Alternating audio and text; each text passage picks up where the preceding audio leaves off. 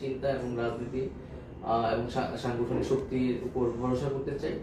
নির্বাচনের আগে সেই বিষয়ে চূড়ান্ত সিদ্ধান্ত না নিতে পারবো।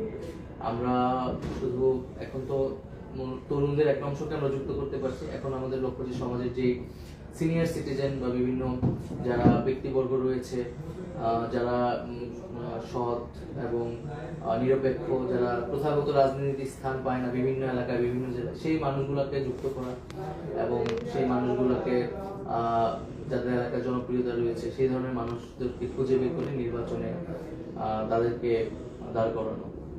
আর লাস্ট প্রশ্ন হচ্ছে যে এই যে আপনার দুজন আরো কলিগ যারা আর কি আসিফ এবং মাহফুজ যারা আছে, তারা কি এই দলে যোগ দিবেন বা তারা কি নির্বাচনের আগে রাজনীতিতে আসবেন, কি কথা হয়েছে?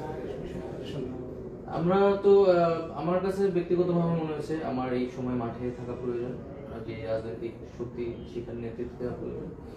কিন্তু সরকারের যে একটা প্রতিশ্রুতি নিয়ে কিন্তু আমরা সরকারে গিয়েছিলাম, বা তারা দুইজন কিন্তু সরকারে সেই প্রতিশ্রুতি আসলে আদায় করতে সেটার জন্য তারা কমিটেড। আমিও কমিটেড ছিলাম। আমি হয়তো 7 বছর অনেক কিছু পেরেছি, অনেক কিছু পারিনি, কিন্তু আমাদের কিন্তু বিচার, সংস্কার এবং শহীদ আহতদের এই পুনর্বাসন সহ এরকম অনেকগুলা কিন্তু আমাদের দাবি ছিল, গণঅভ্যুত্থানের প্রতিশ্রুতি ছিল।